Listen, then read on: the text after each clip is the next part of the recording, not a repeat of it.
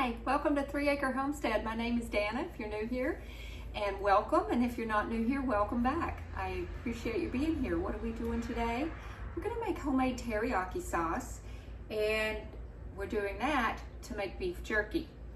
So what I did to start preparing everything is the beef has been in the freezer for about an hour because we're gonna cut it using our meat slicer. And then it's easier to slice if it's a little bit frozen or really super cold. So that's why that's in there. And then I've pre-chopped some of the ingredients so you don't have to watch me grill and grate ginger. So let's get started. I'm gonna bring you to the oven and let's get going on this. So I'm gonna double the recipe. I did get the recipe from a cozykitchen.com, the teriyaki recipe. And I also had looked up a beef jerky recipe, but I want teriyaki flavor because I really like that kind. So let's get started. Down to the oven you go. I will link the recipe in the box, in the description box down below. I'm gonna turn our burner on. This stove has a neat option. You can use the little burner or the big burner. So we only need the little burner. So it asks for the first ingredients is 3/4 cups soy sauce, and boy, I hope I have enough because I do want to double this recipe. We're doing about 2 pounds of meat, so we'll do a cup. We only do 1 batch. That's 3/4 cup right there, approximately. So let me see if I can find some more. I really do want to double this. I'd rather have too much than not enough. Okay, I'm back. I don't have any more soy sauce, but what I do have is liquid aminos, which is a high protein alternate to soy sauce. So that's gonna save the day.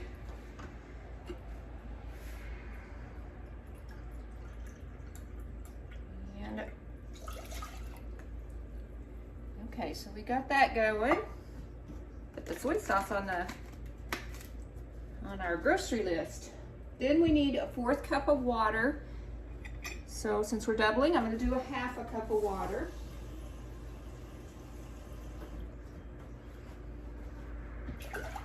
And that goes 2 tablespoons of mirin, which is rice wine. I don't have that, but I did look it up to find out what's a good solution for that, and they suggested rice vinegar. So that's what we're going to do.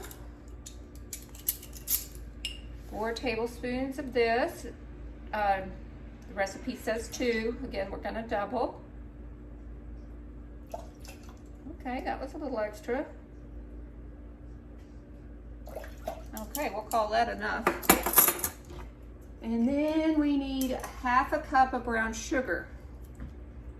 So, I make my own brown sugar.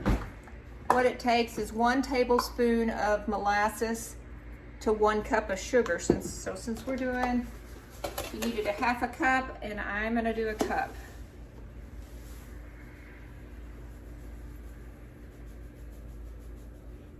And that molasses will impart during the cooking process. I'll do this big clump of sugar. This is pure cane, organic cane sugar, so it doesn't have any clumping or anti-clumping agents in it. So that's the clump. We'll deal with that clump later. A pinch of kosher salt. I don't have kosher salt. Well, I guess you could consider it kosher. What I have is Redmond's real salt. Just gonna put a little bit. We'll do 2 pinches. I'm gonna do just a little bit more.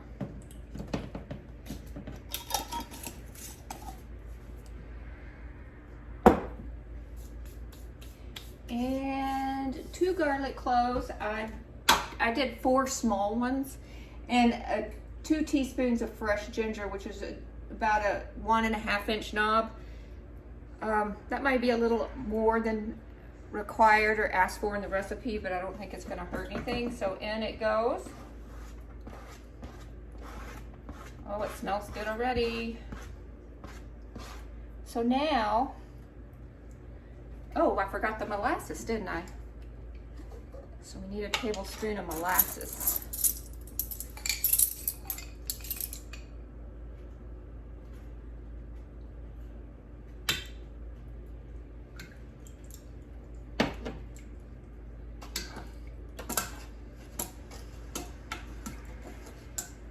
Letting those other ingredients get as much of the molasses off of my spoon as possible.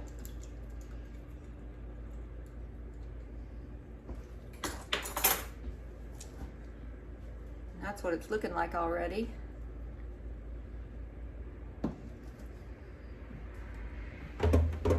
And it just says whisk it together. I'll turn up the heat just a little bit. Whisk it together until it completely dissolves.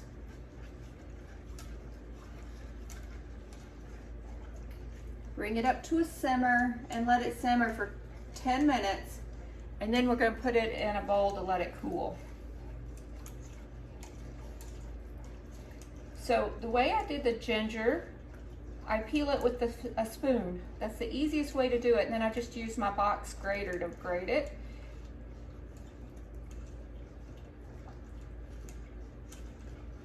That way it just takes the skin off and not any of the actual ginger that you're going to want in your recipe.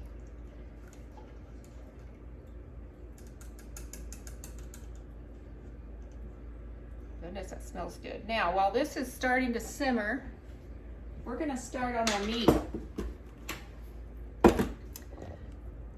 So now that, while that's simmering for the 10 minutes, I'm going to bring you on an opposite view.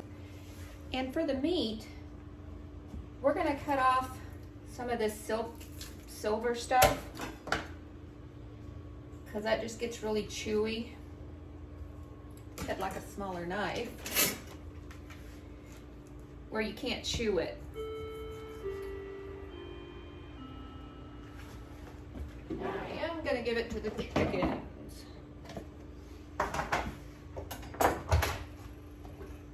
Let's try this knife.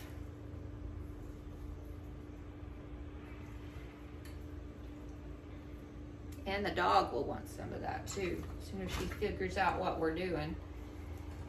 We took her to the park today. She really loves the park. So we're just cleaning this meat up really well. This is a top London broil. You can use any cut of meat that's from the butt of the cow. It gives you a better chew on your jerky.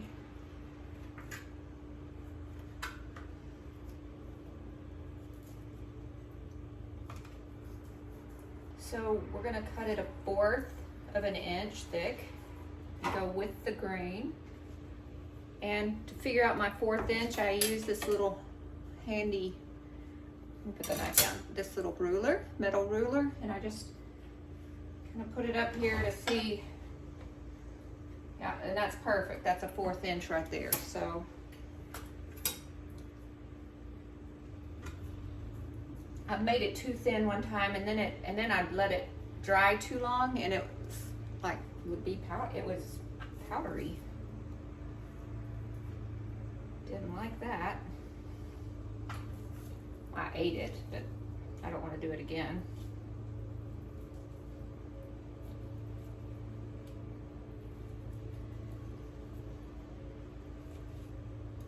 Okay.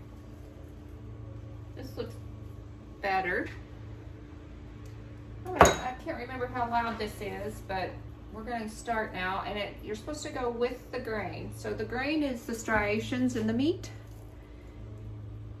So these striations look like they go this way, so that's how we're going to cut it. Plus that will also give us nice lengths of jerky. If we go this way, is against the grain.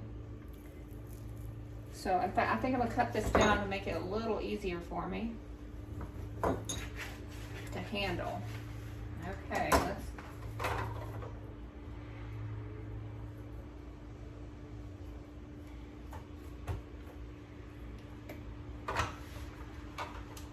Okay, here we go.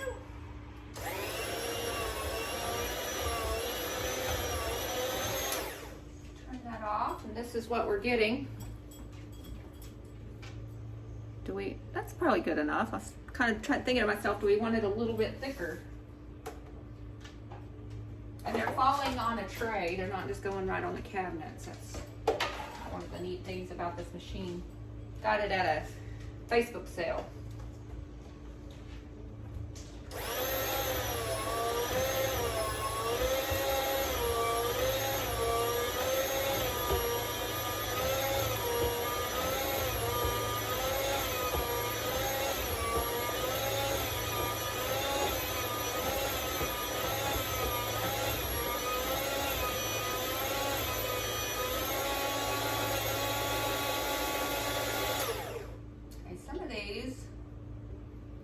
One of them, see, like this, is really thin. So I'm going to stop and readjust things because I think we're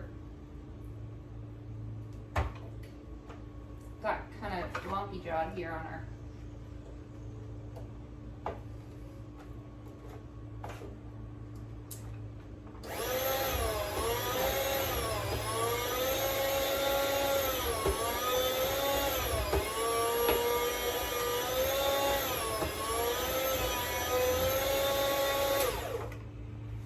I turn it all the way off before I put my fingers. There's our alarm for our teriyaki.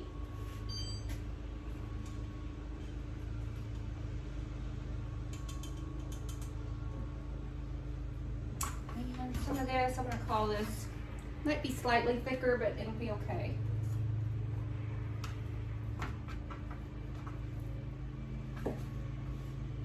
So we ran into the store this morning when we took the dog for a walk. The dog did not stay in the car by herself. I stayed with her, but Richard I had a look for the cost of store-bought beef jerky, and it was for 2 to 3 ounces, $10. Now this is about 2 pounds of meat. I paid, I can't remember what I paid, but I think it was $2.54 a pound. And once again, I know exactly what's going in this meat. Make sure I'm going. And I'm gonna wait for this teriyaki to cool down a little bit before I pour it over the meat, and then I will go ahead and throw it in the refrigerator, let it marinate for several hours. So this is a multi-step process when you're making beef jerky. So you made your sauce or whatever marinade you're using, prepared our meat. We're gonna marinate and then dehydrate. I think I'm gonna put it in the oven on a cookie sheet for 275 for 10 minutes. And that'll get it up to USDA temperature for beef, but not over dehydrated. So I will see you guys in several hours when everything's ready to go. Okay, I'll see you.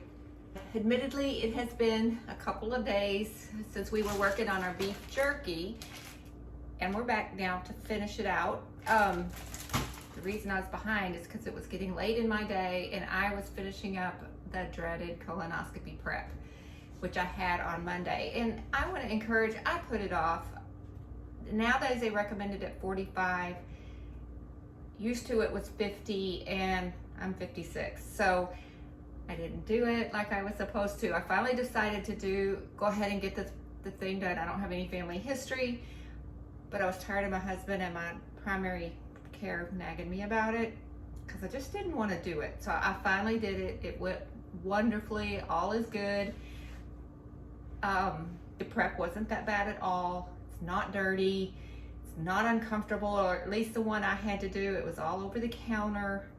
What I did was just eat real light Saturday, like very light, and then Sunday you're clear liquids only, and then the day of your colonoscopy is clear liquids up until 4 hours before your procedure. Finish off the last little bit of your prep, and everyone, it really wasn't that bad at all. So I want to encourage everybody, don't put it off like I did. Nurses can be pretty bad about not being compliant sometimes, I have to admit. So when we left off, I had baked this at 275, I believe, for, I'm sorry, I can't remember, 10 minutes. And now we're gonna go put it in the dehydrator. We have an Excalibur. And so I'm just gonna take this meat. My husband said, I didn't read the directions once again very clearly, so he tasted a piece for me because I couldn't taste it because I was on clear liquids. And he says, man, that's the best fajita meat I've ever had, although it is teriyaki, not fajita seasoning. And so I reread the directions because it's just like nice, gently cooked meat. In fact, let me taste a little bite now that I can eat again. That is a delicious way, and it's cold right out of the refrigerator, to make just a teriyaki beef for a stir fry with this very recipe. Man, that's good. But we want it to be more like beef jerky, dehydrated out. I do not put this in the freeze dryer because then it would turn into flakes, like powder, crispy, not the chew that you are looking forward to with your beef jerky. So I'm just lining these up on my tray here. My dehydrator trays fit perfectly on my cookie sheet. I just do that in case I were to have any drippings, so I'm not dripping all over the floor, because my dehydrator is in the basement. And I told him I'm stealing my meat back. He can't have it because I'm gonna dehydrate this. I will make him some more teriyaki beef in the near future if he wants it. Oops.